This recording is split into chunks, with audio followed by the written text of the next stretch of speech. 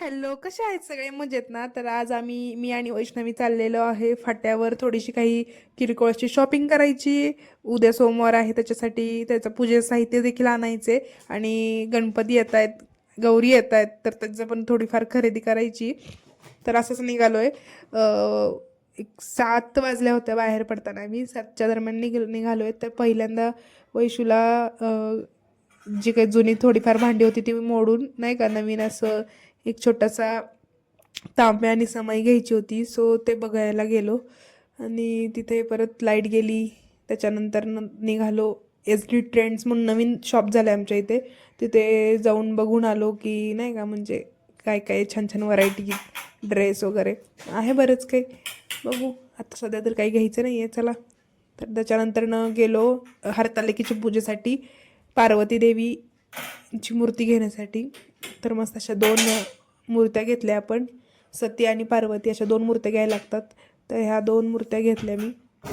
आणि त्याच्यानंतर तर आता तुम्हाला माझ्या आवाजावरून समजलं असेल लाईट नाही लावली सर्दी वगैरे झाली तरी सुद्धा बडगोडमध्ये गेलो पाणीपुरी खाण्यासाठी, पण खाल्ली नाही. त्याच्यानंतर मला आठवलं की आमच्या इथे एक प्राईड कॅफे म्हणून आहे.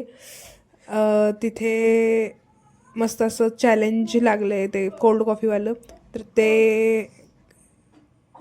चॅलेंज घेण्यासाठी गेलो मी. आलो आता तर बघा आता तो व्हिडिओ काही माझ्याकडे नाही आल्यानंतर मी नक्कीच शेअर करेन. 10 सेकंदात संपवायची तर मग आपल्याला मिळणार आहे 500 रुपये. So exciting. सो बघूयात जमते का नाही. आवाज तर खराब आहे आणि सर्दी पण आता बघूयात आलो तर आम्ही दोघी कसं काय जमतं. 10 सेकंदात शक्यच नाही संपलायला ती तरी. तर मस्त असं चॅलेंज झालं आमचं आणि काय आम्हाला ते ग्लास संपला नाही आहे कोल्ड कॉफीचा. तर नंतर आम्ही गेलो दही दूध वगैरे घ्यायचं होतं उद्याच्या अभिषेकासाठी आणि आलो आता घरी. घरी आल्याच्यानंतर तुझं काय म्हणते. मागे लागली होती पण हिला कुठे यायचं होतं तुला नाही.